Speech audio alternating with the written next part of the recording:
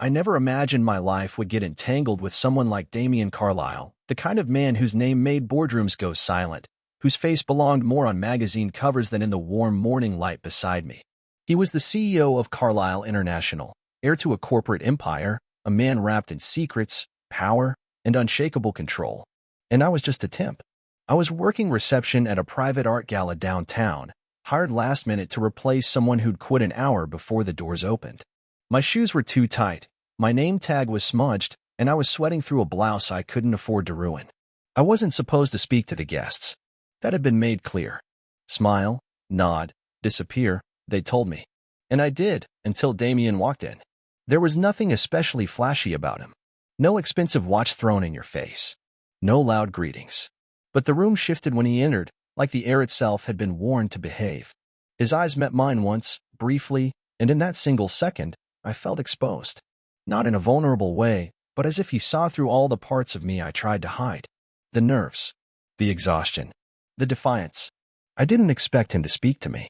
But hours later, after the donors and critics had left, he came back to the reception desk, alone. "Do you always look that bored at high society events?" he asked, voice low, dry. I should have laughed awkwardly, apologized, pretended to be invisible. Instead, I said, "Do you always sneak up on underpaid staff to practice charm?" He smiled. Not wide, but genuine. Like no one had dared talk to him like that in years. That was our beginning. For the next few months, we were something undefined, something between a secret and a sanctuary. We didn't go out to fancy restaurants. We didn't take photos. There were no diamond bracelets or grand confessions. Instead, we shared takeout on my tiny couch. We listened to vinyl records in silence. He told me about the pressure of legacy. I told him about the fear of being ordinary. I thought that was love. The kind you build slowly, carefully. The kind no one gets to ruin because it belongs only to you two. But Damien always had walls, and I mistook them for depth. He never let me meet his friends, never let me near his world. Whenever I asked if he'd ever tell his family about me, he'd deflect with a kiss or a gentle excuse. Not yet. They wouldn't understand. But you matter. And I believed him. Because when you're starved for real affection, even crumbs feel like a feast. We were together for almost a year when everything changed. It was a Friday. Rainy. I just texted him that I'd made dinner, that my landlord had finally fixed the broken radiator. I waited for a reply. But it never came. Hours passed. Then days. Finally, a call from his assistant. Mr. Carlisle had to leave the country on urgent business.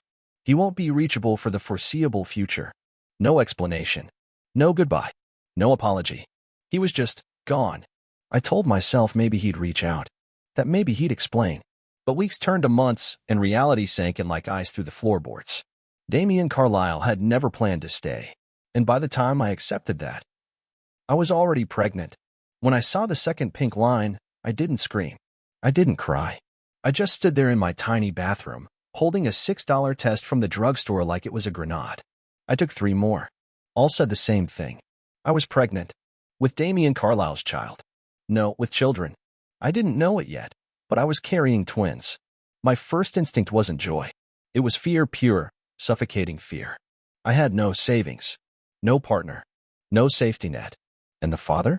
He'd vanished into his jet-set life like I was a misprint in his perfect story. I sat on the cold tile floor for hours that night, knees hugged to my chest, asking myself the same impossible question over and over. Can I really do this alone? I had no one. My parents had passed years earlier. I had no siblings, no close friends I could burden with this kind of news.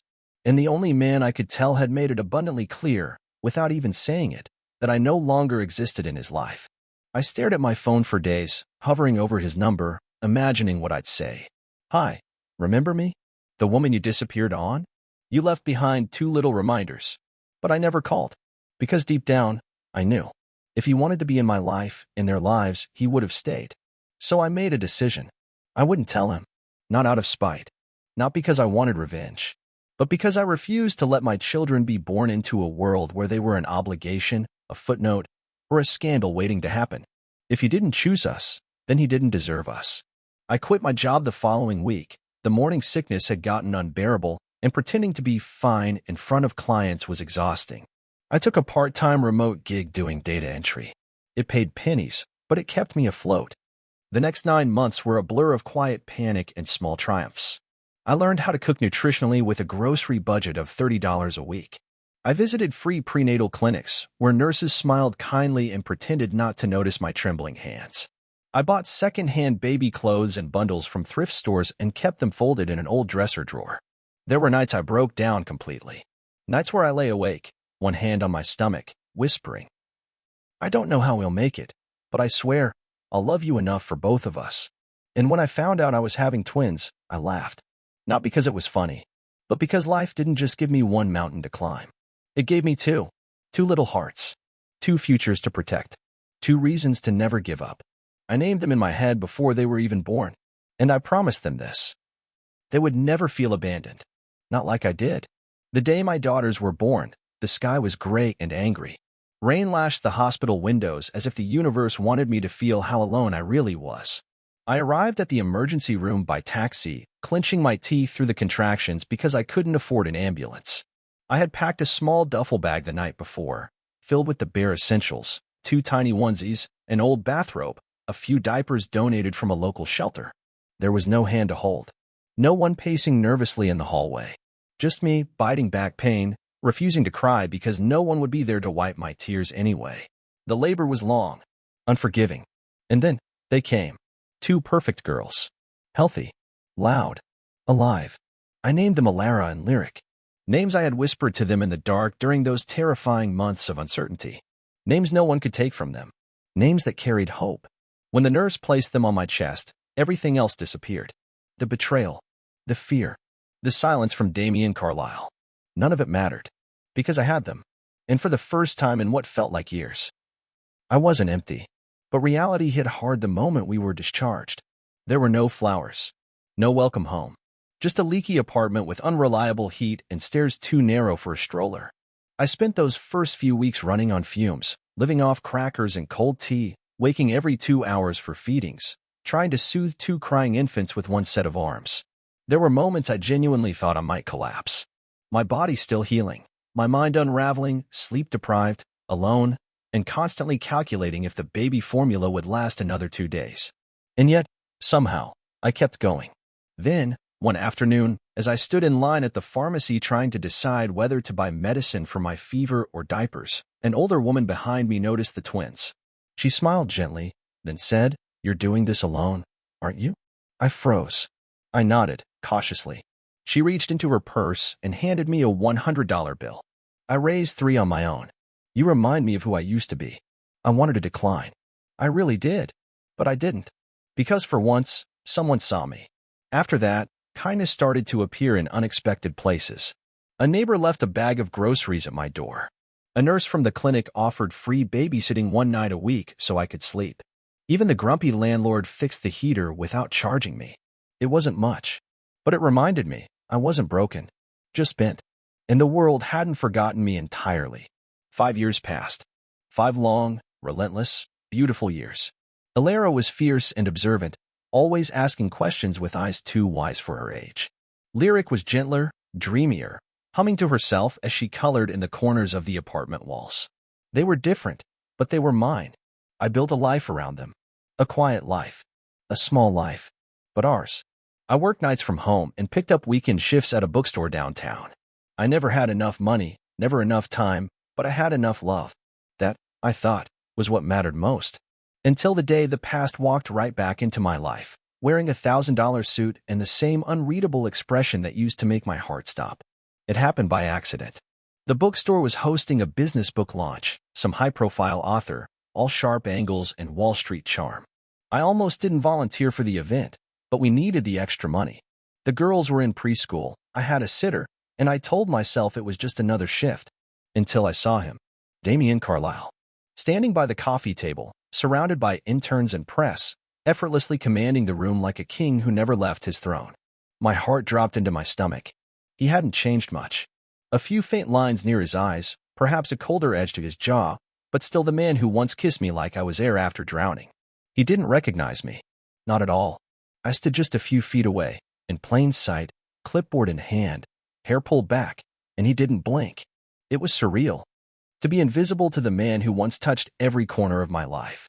But the real shock came minutes later, when Alara and Lyric came running in through the side entrance. They weren't supposed to be there. The sitter had gotten sick and dropped them off with the front clerk, who thought it would be okay since I was right inside.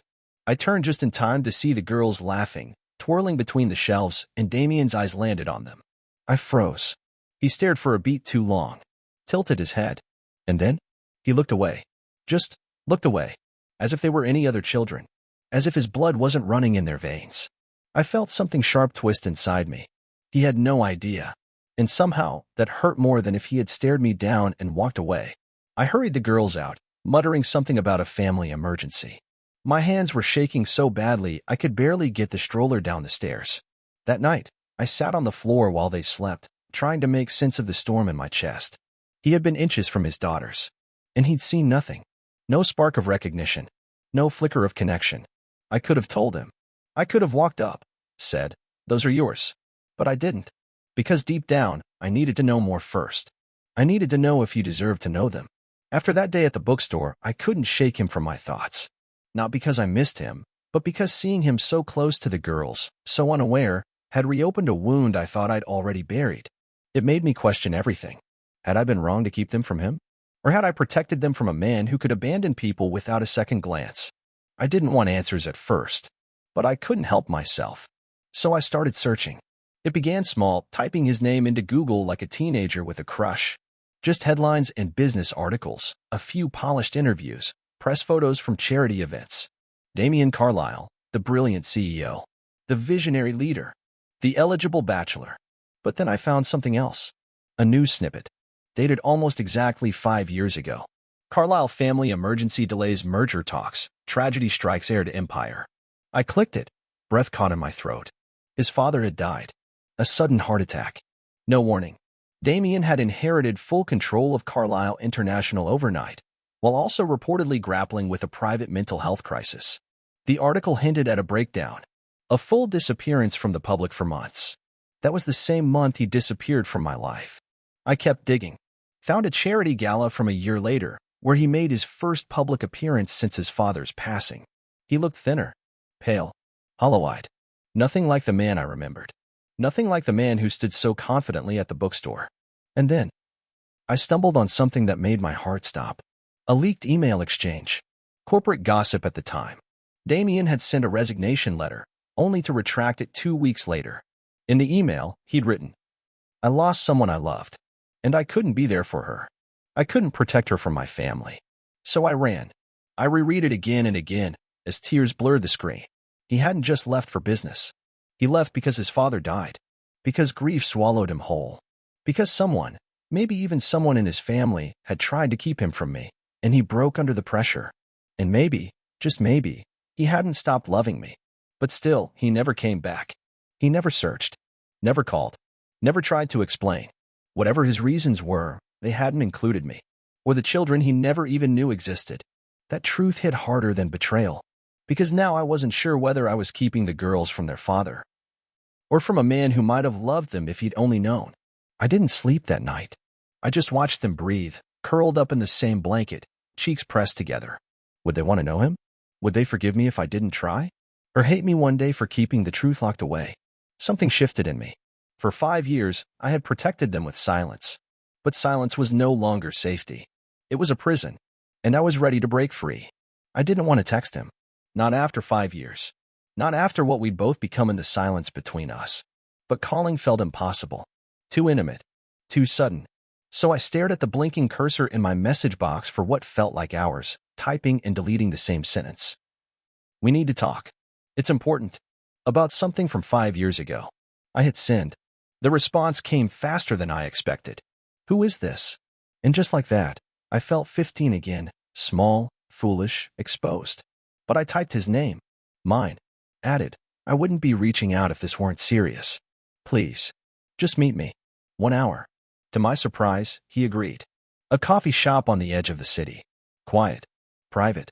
Neutral. I arrived first, nerves rattling my ribs like chains. I kept imagining what I would say, how I would begin. How do you even open a conversation like this? "Hi. I gave birth to your children. Twins." Surprise. Then he walked in. Damien Carlyle. Older now. More tired. But his presence hadn't changed. He still filled the room without trying. And yet, This time, he looked different to me. Less like a ghost of my past, and more like a man who had once loved me, and maybe still did. He sat across from me, not saying a word. He just looked, searching my face for pieces of a life we never got to finish. "You look," he started, then paused. "I didn't think I'd ever see you again." "I know," I said, quietly. "I didn't think I'd reach out." Silence. Then I breathed in, steady and deep, and said it. "You have 2 daughters. They're 5. Their names are Alara and Lyric. They're yours." His reaction wasn't what I expected. He didn't shout, didn't accuse me. He just froze, blinking, swallowing, staring at me like the air had been knocked out of his lungs. "That's not funny," he said. But his voice cracked. "I'm not joking," I whispered. He leaned back, covered his mouth with his hand, eyes darting, like he was rewinding every memory, every decision, trying to make it make sense. "Why? Why didn't you tell me?" I wanted to scream, cry, demand why he didn't tell me why he vanished. But I held it in. "You disappeared, Damien. I was pregnant, and you were gone. I was told you left the country, that you wouldn't be reachable. You ghosted me, and I was left to raise 2 little girls alone." He buried his face in his hands. "I didn't know," he said, voice hollow. "God, Isla. I didn't know." I felt my body shaking, not with anger, not even sadness. Just the sheer weight of 5 years of survival finally being acknowledged by the one man who should have stood beside me all along. "I'm not here to punish you," I said softly. "I'm here because I need to know if you want to meet them, if you want to know them, if you're ready to show up now, not for me, for them." His eyes locked with mine, and for the first time in years, I saw something raw and real in him again. "I want to know them," he said. "I need to." And with those words, everything changed. We planned the meeting for the following weekend. Nothing dramatic. No big reunion with balloons or speeches. I wanted it quiet, safe. Just the girls, me, and the man who had unknowingly missed 5 birthdays, 5 first steps, 5 years of bedtime stories and scraped knees. Alara and Lyric didn't know the truth yet. I told them a friend was coming to meet them. Someone from Mommy's old life. I could barely get the words out without my voice trembling. Damien arrived at the park 10 minutes early.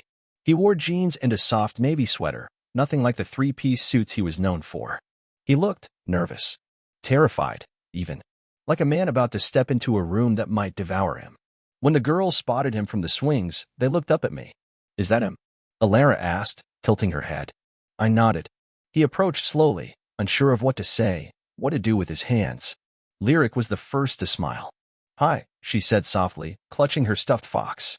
Alara was more cautious, observing, quiet, as narrowed just like mine when I don't trust something. "Hi," Damien managed. I'm Damien, your mom's friend." Friend. That word echoed like an insult. But it wasn't time to reveal the truth yet. They needed to feel safe first. He sat beside them on the grass, fumbling through a pocket puzzle he'd bought from the bookstore. He didn't know what they liked, what they feared, who they were.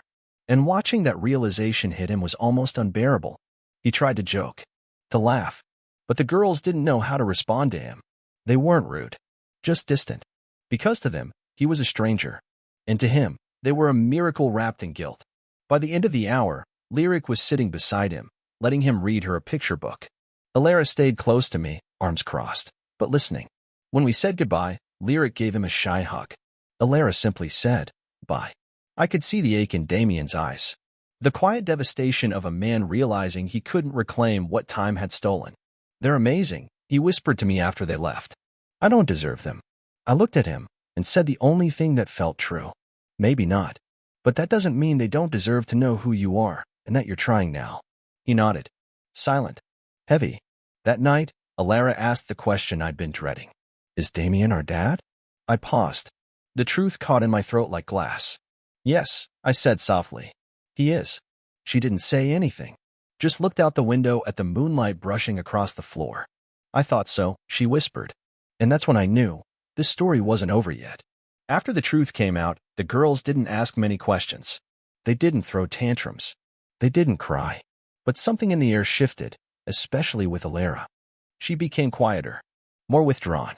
Like her little heart didn't know where to place this new puzzle piece that didn't quite fit.